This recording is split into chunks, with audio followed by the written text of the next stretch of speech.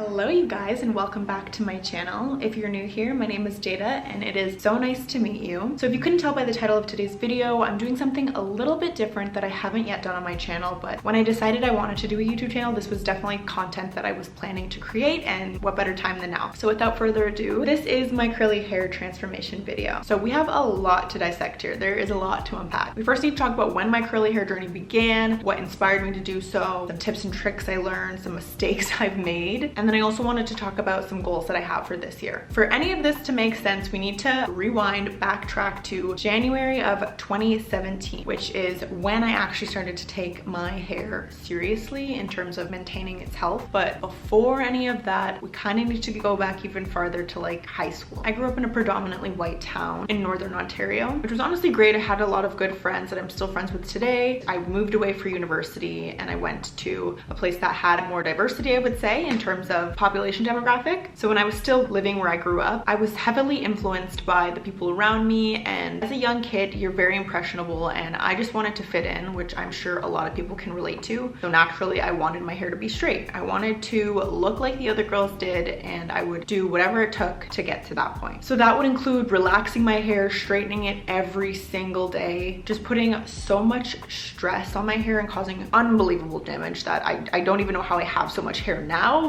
based on what it's been through, but here we are. We made it to the other side, so it's fine. But that was kind of my reality for years. I'm gonna insert some pictures so you guys can see exactly what I'm talking about, but I just always had straight hair. Like even during the summer, I would go to the beach, I would go swimming, my hair would go back to being curly, and I would go home and straighten it. And every morning before school, I would have to get up and re-straighten it so that way it looked as straight as possible. I think my biggest regret is just falling victim to feeling like I needed to fit in, and because my hair was different than everyone else's, I started to develop low self-esteem because of that, which was really detrimental. But it definitely is something that I've grown out of, and I'm very much obsessed with my hair. I love it, and I get compliments on it almost every single time I wear it out. Not that I need the compliments, because I've come to terms with how much I do love my hair and the unique aspect it provides me with. So all throughout high school and middle school, hair was always straight, loved it at the time, and then I moved away to university and I was like, whoa, literal cultural shock, and I moved probably 2 hours away from home. That in and of itself says a lot. But once I did move, I noticed that there was more people that sort of looked like me, and they had such beautiful curly hair that I knew I had but didn't know how to take care of. I didn't know how to style it. I didn't know anything about curly hair. I just knew that I had it, but it never looked how theirs did. So that's really kind of when my journey started, and before I could do anything with actually maintaining the health of my hair, I had to get it to the starting point, meaning I needed to cut it off. And my hair was longer than it is now. I would say it was probably like down here when it was curly, but it had about 5 to 6 inches of just straight ends, and then it would start curling. So that's kind of what sort of led me to my journey. I wanted to actually start taking care of my hair. I wanted to learn how to do it because I was never taught growing up. My mom tried, but she also didn't have hair like mine. Hers is a lot more curly than mine is. So my mom is black and my dad is white, hence this situation going on right now. So she didn't actually have hair like mine either. So there was really no one who knew how to take care of it or how to show me what to do with it. So it was really all on my shoulders to sort of figure out. And let me tell you, it was a mission, and it's still a work in progress, but I feel like I've definitely gotten more of a grasp around what to do with it. That brings me to exactly how I got my hair to be the way that it is. So I'm gonna go through a couple tips that I've learned along the way, but starting from the very beginning, I know can be extremely scary, and you're in such a vulnerable position because your hair is super damaged. You're probably not feeling the best about yourself because of it. And let's be honest, your hair is a part of your identity, at least for me. My hair, without it, I wouldn't know who I am. Like, I've tried other hairstyles. I've tried like knotless braids, which the idea of it I loved. When I actually did it, which I'll insert a picture here, which is, I don't know how I feel about it to this day. It was a bit traumatizing, the experience, but that's a story for another day. I just didn't feel like myself. Once I finally came to the conclusion in my mind that I wanted to go down this journey, I really began to take it seriously. And since I didn't have anyone around me who could show me what to do, I did the next best thing. I turned to YouTube. I've been watching YouTube literally since I was in middle school all the way up until now, but I was always doing it for more of like an entertainment aspect. But what really motivated me, or what really drove me to even make this channel was how much of a learning tool that social media really could be. So that's what I did. I watched YouTube video after YouTube video after YouTube video on curly hair, textures like mine, to figure out the best ways to take care of it, manage it, make it look healthy, and so on. I've definitely spent hours and hours and hours doing that, trying to soak up as much knowledge as I could. And then I made the decision that I needed to cut off my hair. I was trying to do what everyone wants to do and just revive the dead ends, but you can't. You gotta just cut it off and start fresh, and that way you can really give your hair a fighting chance. So that's what I did. I went and I cut off inches, definitely inches. It was probably like above my collarbone. If I have a photo, I'll insert it right here, but it was super short. It was honestly pretty cute, but my curls, as you can see in the photo, were nowhere near as tight as they are now. They're very, very loose. My hair was extremely damaged, extremely dry, and it was definitely screaming for help. So yeah, January of 2017 all the way up until now has been honestly a roller coaster ride. There's been moments where I've been so happy with my hair like I am today, and there's been moments where I've hated my hair and the way that it looked, and I was begging God to explain to me why he would give me such unmanageable hair. And I feel like that's how curly hair was viewed for a really long time, and we're only now starting to see brands that are teaching the world how to appreciate curly hair and not view it as unmanageable or unkept, because it's not. That's not what it is. It's different, but in the absolute best way, in my opinion. I would literally never change it for anything. You couldn't pay me to have straight hair at this point. I wanted to give you guys a couple tips that I found along the way that were super beneficial. They were hard lessons to learn, but now that I know them, I don't want to gatekeep. I'm not that girl. My first tip would be learning the basics. If you don't have anyone around you that you can lean on to sort of teach you how to take care of your hair, do what I did. Honestly, just Google it. YouTube will be your best friend. Start by just searching up like curly hair routines. A lot of curly hair brands have quizzes online that will help you determine what type of curly hair you have. So start there, try to figure out what type of hair you have, texture-wise between 1A and 4C. Once you kind of figure out that, and you figure out like the density or the porosity, get those details about your hair down pat, so that way you can sort of tailor the videos that you're watching so that they'll work for your hair type. So my next biggest tip would be to get regular hair trims.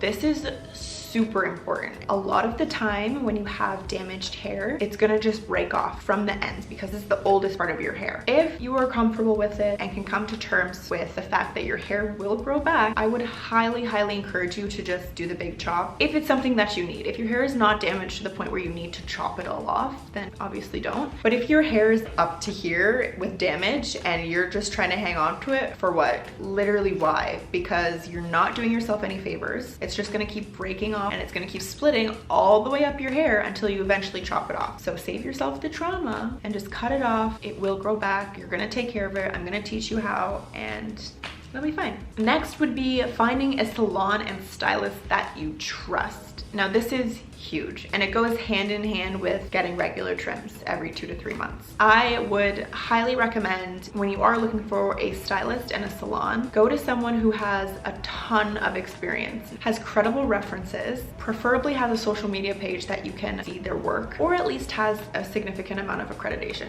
The reason I say this is because you don't want to go to a stylist who doesn't deal with your type of hair. I'm sorry. This isn't an experiment. If you are already in such a vulnerable position with your damaged hair that you're going to seek professional help to get fixed, you want to get it right. So something that I like to do when I am going to get a haircut at a new salon, I will book a consultation days or even weeks prior to my haircut, because I want to have a chance to really sit down with my stylist, talk about my expectations, set the boundaries, and then process the information that they're going to provide me before I just jump into a cut with them. Because when you go in and talk to them the day of your actual haircut, you don't have enough time to process and make sure that you are aligned with your stylist. And you need to be, because you don't want to ever leave the salon having had a traumatic experience. They cut too much hair off, they didn't color your hair the way that you wanted them to. So save yourself both the trouble and just have that consultation, give yourself time to process that information, and come back. My next tip would be deep conditioning weekly. I definitely tried to do this religiously for a couple months. To be honest, you always have the time. That's just an excuse. I was making excuses. If you have 15 minutes to sit on your phone, then you have 15 minutes to put a hair mask in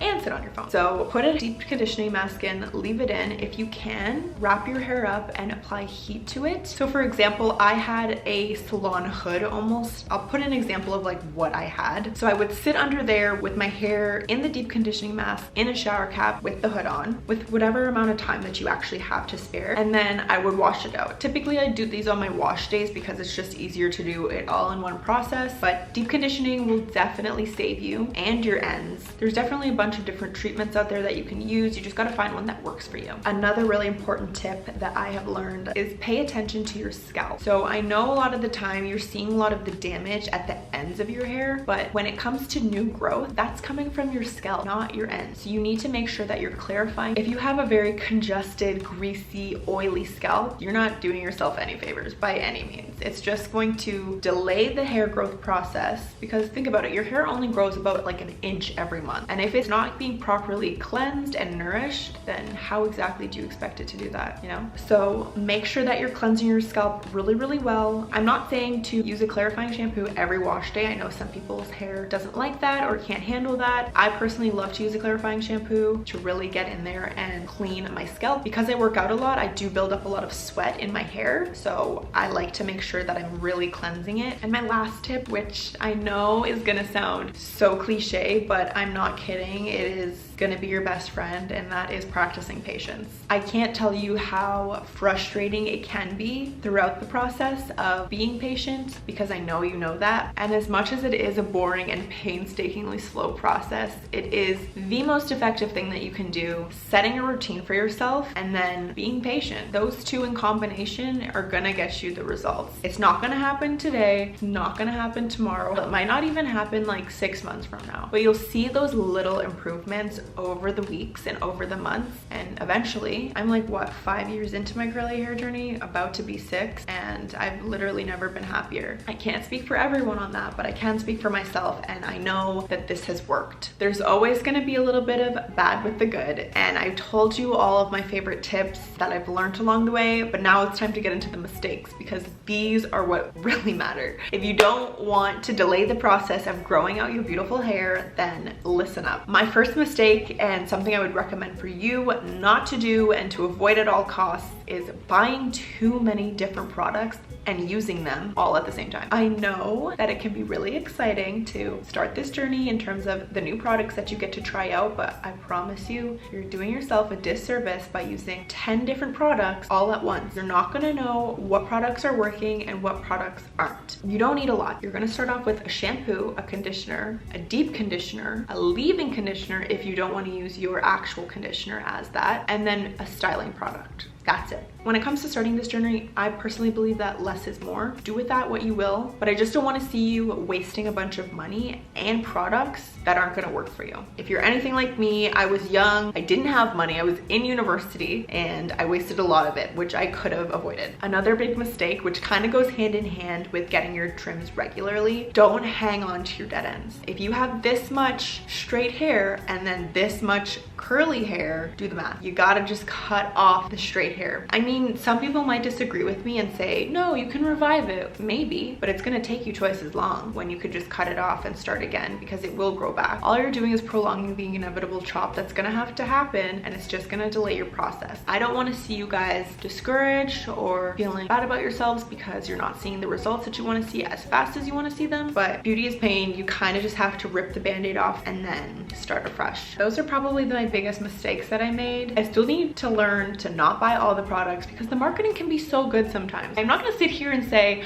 I have never been swayed by marketing. That would be a lie. But I have gotten better at knowing what works for my hair, so I tend to not experiment as much. In terms of my hair goals for 2022, I would say that I'm trying to just maintain the health and the bounciness that I have going on right now. I don't know what I did to deserve this type of hair, but I am forever grateful, because although it took me a long time to realize realize it, but I'm so obsessed. I love the way that it looks. I love the way that it feels, and learning to take care of it has been a very lengthy process, but I've made it to the other side and I couldn't be happier. I'm also really interested in growing my hair out, so still maintaining a nice shape, which it's kind of not right now. I wish I had a little bit more volume up here, but I do want to grow it out, probably a couple inches. My hair is long. Like if I were to pull one of these strands down, it's going to my waist, but as you just saw, it springs up so much. So I think I just want to continue to grow it out and see how long I can get it. And my last goal would probably be to collaborate with some brands. So if you know any curly hair brands that you'd like to see featured on my channel, let me know in the comments and I will see what I can do. But I do want to start incorporating more curly hair content on my social media platforms, so look out for that. If you don't have curly hair, it might not apply to you, but honestly, it could be kind of interesting because there's a lot that goes into styling my hair that I'm sure you wouldn't know unless you had curly hair. It's not just shower and get out. It's a tedious process, and I think in the coming weeks I'll probably go through my curly hair routine for this year and just show you what products I use, how I use them, and walk you through the process of that. All right, you guys, well, that concludes this week's video. I hope you guys learned something new about me, and I cannot wait to continue making this type of content for you guys. As I said earlier, this was something that I'd always planned to include on my channel and just hadn't got around to it yet, but I've just been super inspired lately by curly hair content because I follow a lot of accounts on other platforms as well as on YouTube that I've really come to appreciate and have helped me get to where I am in my curly hair journey, so I thought it would only be fitting to include that sort of content on my channel as well. If you did like this video, please make sure to give it a thumbs up as well as leave a comment down below. Make sure you hit that subscribe button, and I will see you guys next week.